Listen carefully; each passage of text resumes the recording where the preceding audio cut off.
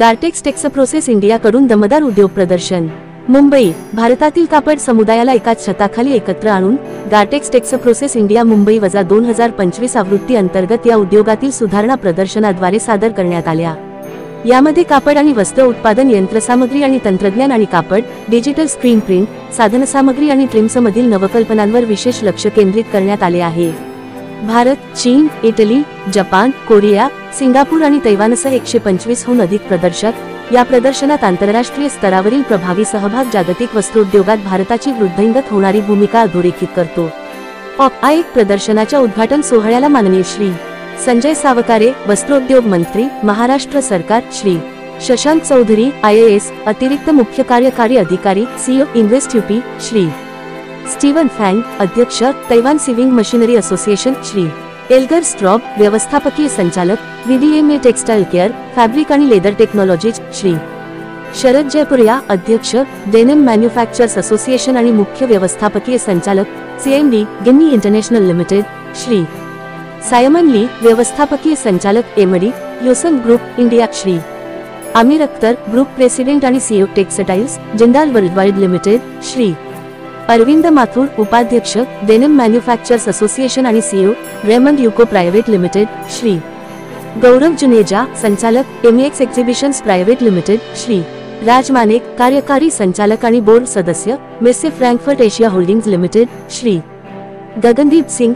सरचिटणीस, denim manufacturers association आणि Shri Winston Pereira, कार्यकारी संचालक, मेसे Frankfurt trade fares India private limited अनेक मान्यवरांची उपस्थिती होती। महाराष्ट्र सरकारने आपले वस्त्रोद्योग धोरण राबविण्यास सुरुवात केली आहे, जे क्षेत्रीय स्वरूपात कार्य करते। टप्पा 1 मध्ये 45% अनुदान मिळण्यास मदत होऊ शकते, टप्पा 2 40% तर टप्पा 3 35% अनुदान मिळते। आम्ही शून्य कचरा पद्धतीची घोषणा केली आहे, ज्याचा उद्देश कापड कचऱ्याचा पुनर्वापर करून आणि त्याचे कार्पेटसारख्या वापरण्यायोग्य साहित्यात रूपांतर करून त्यावर नियंत्रण ठेवणे आहे। यासाठी खासगी क्षेत्राला पूर्वी नमूद केलेल्या अनुदानांव्यतिरिक्त प्रति युनिट 2 रुपये आणि सहकारी संस्थांना प्रति युनिट 3 रुपये वीज अनुदानाचा लाभ होऊ शकतो। अमरावती येथे PM मित्र पार्क लवकरच सुरू होईल, त्याचे बहुतेक काम पूर्ण झाले आहे व ते अंतिम टप्प्यात आहे। मला या भव्य कार्यक्रमात उपस्थित राहण्याची संधी दिल्याबद्दल मी आयोजकांचे आभार मानतो आणि तुम्हा सर्वांना खूप खूप शुभेच्छा देतो। इन्व्हेस्ट UP चे अतिरिक्त CEO श्री शशांक चौधरी, IAS यांनी माहिती दिली की PM मित्र योजनेअंतर्गत आम्ही लखनौ जवळ एक मेगा इंटिग्रेटेड टेक्सटाईल पार्क विकसित करत आहोत, ज्यामध्ये 1000 एकर जमीन व्यापली जाणार आहे। हे पार्क सार्वजनिक खासगी भागीदारी PPP मॉडेल तत्वांतर्गत स्थापित केले जाईल, ज्यामध्ये गुंतवणूकदारांसाठी उत्तम संधी मिळणार आहेत। विविध प्रकारच्या परवानग्यांसाठी उत्तर प्रदेश सरकार सिंगल विंडो क्लिअरन्स योजना आणि मंजुरीसाठी नवीन संकेतस्थळ विकसित करत आहे।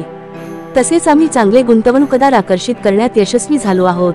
MEX एक्झिबिशन्स प्रायव्हेट लिमिटेडचे संचालक श्री गौरव जुनेजा म्हणाले की एक प्रदर्शन म्हणून गार्टेक्स टेक्सप्रोसेस इंडिया सातत्याने विकसित होत आहे आणि हा बदल दरवर्षी आमच्या मुंबई आणि नवी दिल्लीतील आवृत्त्यांमध्ये प्रतिबिंबित होत आहे।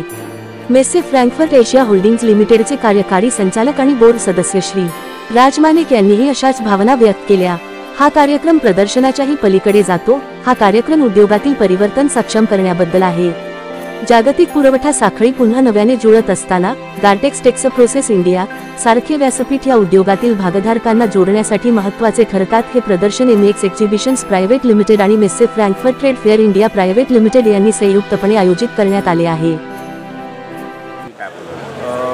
भारतामध्ये टेक्स्टाईलच्या ज्या मशिनरीज आहेत त्या मॅन्युफॅक्चरिंग कमी आहे खूपच। बहुतांश मशिनरी आपल्याला आयात कराव्या लागतात आणि देशाच्या पंतप्रधानांचं स्वप्न आहे की आपण स्वावलंबी बनायचं, पण इम्पोर्ट न करता त्या मशिनरी आपणच मॅन्युफॅक्चर करत कदाचित वेळ लागेल त्याला। म्हणून जर मशिनरी आणायच्या असतील तर त्या विथ टेक्नॉलॉजी विथ डिझाईन इथे आणल्या गेल्या पाहिजे। त्यांच्या आधारावर आपण इथे मॅन्युफॅक्चरिंग करू with collaboration with other countries आणि त्याच्या आधारावर आपण स्वतः मॅन्युफॅक्चरिंग करायला लागलो की आपण स्वावलंबी व्हायचं या गोष्टी। आणि सगळ्यांना आवाहन केलं आहे की मॅन्युफॅक्चरिंग ज्या मशिनरी ज्या आहे त्या मॅन्युफॅक्चरिंगसाठी सुद्धा आम्ही तुम्हाला मदत करू। सर, आजच्या शोबद्दल आज ज्या इनॉग्रेशन झालं त्याबद्दल आज इथे मशनरी म्हणजे टेक्स्टाईल रिलेटेड ज्या मशनरीज आहे त्याचं आणि स्पेशली डेनिमच्या बाबतीतलं एक्झिबिशन होतं आहे त्याचं आज इथे इनॉग्रेशन झालेलं आहे. विशेषतः महाराष्ट्रामध्ये टेक्स्टाईल डिपार्टमेंटची ग्रोथ जी आहे टेक्स्टाईल विभागाची आणि टेक्स्टाईल इंडस्ट्रीची पूर्वी पण एक नंबर होतं, आजही महाराष्ट्र एक नंबरवर आहे. आता अनेक स्टेटमध्ये त्याला कॉम्पिटिशनही येत आहे, परंतु भारतामध्ये आणि महाराष्ट्रातही शेतीनंतर सगळ्यात जास्त एम्प्लॉयमेंट जनरेशन करणारा हा विभाग आहे. त्याच्यामुळे याच्याकडे आम्ही जास्त लक्ष देतो आहे. देशाच्या आर्थिक उलाढालीमध्येही टेक्स्टाईल विभाग हा पहिल्या 10 विभागापैकी जो देशाची आर्थिक उन्नती मदत करत असतो आणि रोजगारही उपलब्ध करून देतो. त्याच्यामुळे टेक्स्टाईल डिपार्टमेंटला देशाचे पंतप्रधान आदरणीय नरेंद्रजी मोदी आणि आमचे मुख्यमंत्री दोघांनी खूप महत्त्व दिलेलं आहे आणि या इंडस्ट्रीला डेव्हलपमेंटसाठी जी जी मदत करता येईल ती आम्ही करतो आहे. महाराष्ट्राची टेक्स्टाईल पॉलिसी जी आहे ती भारतामध्ये सगळ्यात उत्कृष्ट पॉलिसी आहे. त्याच्यामुळे अनेक उद्योजक इथे इन्व्हेस्टमेंट करायला येत आहेत. त्या काही वर्षांमध्ये लक्षात येईल की आपल्याला की महाराष्ट्रामध्ये टेक्स्टाईल इंडस्ट्रीच्या एक नंबरवर असतात देशात. The exact amount from Gujarat, but we have a very good participation in Gujarat. Gujarat is a very strong hub, especially for the machinery side. So we have, I don't know the exact number in this one from Gujarat, but Mr. Junaja will be able to give you a number. Okay. But we always have a very strong presence in Gujarat. Gujarat is a very important aspect because it is a very strong hub. Yeah. Which is this year? This is the second year? 13th edition altogether. The 13th year? Yeah. But for Mumbai, we launched Mumbai in 2019. So this is second edition in Mumbai? No, we had edition last year as well. So we started back in 2022 when, so 19, then we had the COVID period. Then we reopened back in 2022 in Geo itself. And so we are already here for 4 years. So compared to last year, what growth you are looking at this year? Well, we've already have a growth in numbers, but where we're looking for is a very good growth in our visitor. I'm not talking about footfall, I'm talking about quality. Yeah, we want to make sure that the right people are here to do business with our exhibitors. So we're looking for a good increase in our quality of our visitor coming to the show. And I think we're going to get it because the feedback we've already got and our pre-registrations have been so good. I'm very, very sure that we're going to get a very, very good number of strong visitors for the show in these 3 days. Thank you very much, sir. Thank you so much. So Gardex Text Process Mumbai edition, it's the 13th edition. Here we bring together all our machinery manufacturers as well as the fabrics guys. And of course we have a very, very strong denim show alongside the inside the show, which has always been there, which has grown. And you can see there's 30 of the mills are here. The show here in Mumbai as well as in Delhi is continue to grow and support the value chain of the textile industry. And this year again the same scenario is there. We've got a very good presence, 125 exhibitors showcasing their products, their technology, and it should be hopefully 3 very successful days. How many countries are taking part in this? How many? How many countries are taking part? So we have international presence from Japan, from Taiwan, from Korea and Italy. And of course we have our Indian participation as well. What benefits do exhibitors get from this kind of show? Well, we hope that we can bring the right type of buyers who are sourcing today, whether it's for new technology, whether it's for the actual manufacturing of products or machinery. We hope we're bringing them together on one platform here, especially from the region of Maharashtra to south in Gujarat, because we have a Delhi show which caters for the north, and we have now this show here in Mumbai which caters for this region. We've managed to do it every year, hence we have a continuous participation back, and we're hoping that these 3 days will also bring them continued good business. 2 states have extended your hand for this exhibition. What do you have to say about that? From Maharashtra and UP. Yes, Maharashtra and UP both have extended and they are here. Of course, you see the government policy which is now really extending out with the various policies that you have to encourage manufacturing in these states.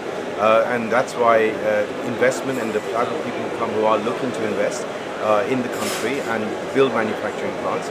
So for them, it makes a lot of sense. I think when you sit down and you speak to them, you'll see that they are doing a number of meetings with potential investors, and this is critical for us.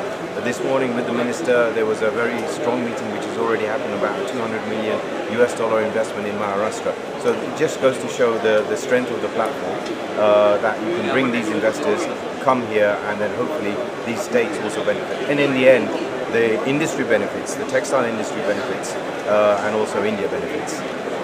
There are altogether 4 industry in one show, right? Yes. What do you have to say about that? You can elaborate on that. Of course, but the industry sectors are together, there's a synergy to these sectors, and because there is a crossover in the synergy, especially with the visitor profile, this helps a lot make sure that this the show is catering for the value chain and making sure that we have synergy across the visitor profile. So when a visitor comes across, they're not just subjected to one area. They can go across many verticals where they need to be in anyway. They cross over. Dear exhibitors and visitors, we request you to join us for the session on state session.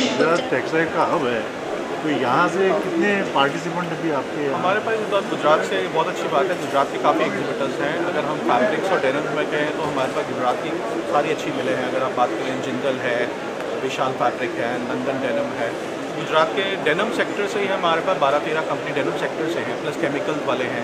Machinery side पे जाएँ तो हमारे pass Surat की बहुत सारी company, जो embroidery machine, digital textile printing machine, तो कुल मिला के 30-35 company तो हमारे पास गुजरात से है इसको। और उनका यहाँ आने का मकसद ये है कि गुजरात महाराष्ट्र का जो बेल्ट है उससे उनको उनके ऑडियंस मिलते हैं, तो उनके लिए बहुत आसान रहता है वो ज़्यादा बैंगलोर जाएँ या दिल्ली आएँ, तो हमारे पास पार्टिसिपेशन गुजरात और महाराष्ट्र का इशू के ज़्यादा रहेगा। So ग्रेटेक्स मैन्युफैक्चर के लिए क्या मायने रखता है? इस चीज़ के लिए ग्रेटेक्स जो आपका एग्जीबिशन अभी जो आपने ये रखा है, उसके लिए जो न्यू कमर्स है, स्टार्टअप्स है, या उसमें आप जो ऑलरेडी इनटू मैन्युफैक्चरिंग, उसके लिए ये क्या फायदेमंद है? गार्टेक्स टेक्स प्रोसेस एक पूरा प्लेटफॉर्म देता है, पूरा वैल्यू चेन। अगर आप जैसे आप बात करिए स्टार्टअप है या कोई एग्जिस्टिंग मैन्युफैक्चर है, उनको यहाँ पे कपड़े से लेकर एंड मशीनरी तक के सोल्यूशन मिलते हैं।